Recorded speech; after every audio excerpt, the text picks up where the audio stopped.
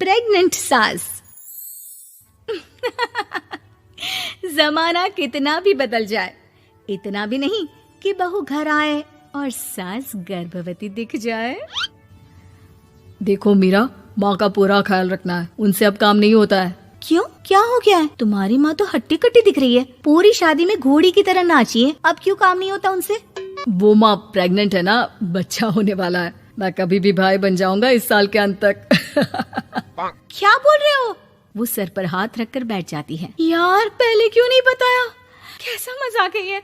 झूठ बोल रहे हो ना? हाँ, झूठ बोल रहे हो ना? तभी ससुर की आवाज आती है। बहू, पानी गरम कर दे, तेरी सास को दवाई देनी है। समय पर दवाई ना दी तो परेशानी हो जाएगी। और हाँ, जरा काजू पीस कर दूध में मिलाकर ले आना। तेरी सास खुद से तो अपनी संभाल करेगी नहीं। हे भगवान, ये मैं क्या सुन रही हूँ? ये ससुर जी को क्या हो गया है? मैं क्या सोच कर आई थी? हाय रे, मैं तो किसी को मुंह भी नहीं दिखा पाऊंगी। अब ये रोना धोना बाद में करना, पहले गर्म पानी कर दो, माँ को दवाई देनी होगी। और हाँ, रात को माँ के पैरों में तेल लगा देना। बहू को गुस्सा आ जाता है, वो बड़बड़ करती किचन में जाती है जहाँ उसका ससुर खड़ा होता है। एक बड़ी जिम्मेदारी है हम सबके सरों पर। इस उम्र में माँ बनना खतरे से खाली नहीं होता। हाँ हाँ पता है, तो क्यों बन गई माँ? अरे खतरे से कम नहीं है तो क्या जरूरत थी लल्ला पैदा करने की? कैसी बात कर रही हो बहू? क्या तुम खुश नहीं कि घर में एक नया मेहमान आएगा, छोटे छोटे पैरों से पूरे घर में घूमेगा?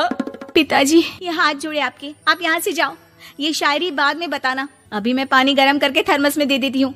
सारा दिन पिलाते रहो गरम पानी। और हाँ, ये बच्ची की बात बार बार मुझसे कोई नहीं करेगा। बहू का पारा अब चढ़ा ही रहता था। वो काम तो सारा करती, लेकिन किलस किलस कर। मीरा सारे काम से फुर्सत पाकर बैठी होती है कि माँ का फोन आ जाता है। बेटा, बहुत बड़ी जिम्मेदारी है तेरे सर पर, अच्छे से निभाना। ससुराल में हर किसी को खुश रखना वैसे तो मुश्किल है, लेकिन भगवान ही हिम्मत देता है बहू को हर कुछ सहकर सबको खुश रखने की। क्या बड़बड़ किए जा रही हो माँ? जानती भी हो कि यहाँ क्या चल रहा है? मेरी सास, अरे तेरी सास तो देवी है देवी। कितने खुश हो रहे थे सारे तेरी सूरत देख देख कर। पता नहीं जैसे बहू नहीं कोई मन मांगी मुराद मिल गई हो उन लोगों को। अरे बात तो पूरी सुनो। मन मांगी बुरा तो पूरी हुई है। अरे मेरी सास को बच्चा होने वाला है, प्रेग्नेंट है वो। क्या बकवास कर रही है मीरा? ये बात किसी को कहना मत। मुझे तो बता दिया, लेकिन अब अपनी जबान सिल ले। कहाँ है तेरी सास? बात तो करा मेरी। पूछू जरा, पोता पोती खिलाने की उम्र में खुद का बच्चा खिलाने का शौक कहाँ से आ गया? और आया भी तो बताना तो चाहिए था। अब क्या नाक कटाने के लिए हम लोगों से रिश्ता जोड़ा है? रुक, तेरे पापा से बात करती हूँ। मीरा फोन रखकर लेट जाती है। वो एक सपना देखती है कि उसकी गोद में एक बच्चा खेल रहा है। भाभी की गोद में कितना खुश दिख रहा है ना, लग ही नहीं रहा कि भाभी है। मैं तेरे लिए क्या लाया हूँ, सोने की बालियाँ। तेरी शादी में तो मैं बुढ़ा हो जाऊंगा ना। अरे कैसी बात कर रहा है बेटा, इसकी जिम्मेदारी तो तू ही लेगा। हम लोगों का तो कोई भरोसा नहीं, कब ऊपर वाला उठा ले। बहू को सास को देख देख कर गुस्सा आ रहा था। तभी वहाँ पड़ोसन आ जाती है। अरे बहू, तुझसे तो पूछने से भी डर लगता है कि कब खुशखबरी सुना रही है। अब तो अपनी 1 महीने की ननद की ही जिम्मेदारी संभाल ले, बहुत है। अपने जेवर भी रख देना और पैसे भी जमा करना शुरू कर दे। वो बात आगे बढ़ाती उससे पहले ही बहू जोर से चिल्लाकर उठ जाती है। नहीं नहीं नहीं नहीं, मैं अपने जेवर किसी को नहीं दूंगी। अरे कौन ले रहा है तुम्हारे जेवर? तुम औरतें भी ना सपने में भी जेवर ही संभालती रहती हो। मैंने जो सपना देखा है ना, सुनोगे तो होश उड़ जाएंगे। अच्छा, तुम अपना सपना बाद में बताना, पहले मेरा सुनो। कल मैंने इतना अच्छा सपना देखा कि अगर वो पूरा हो जाता है ना तो मैं तुम्हारे लिए रानी हार बनवा दूंगा। बहू अब सारे गम भूलकर पति का सपना सुनने में लग जाती है। अरे क्या सपना था, बताइए ना।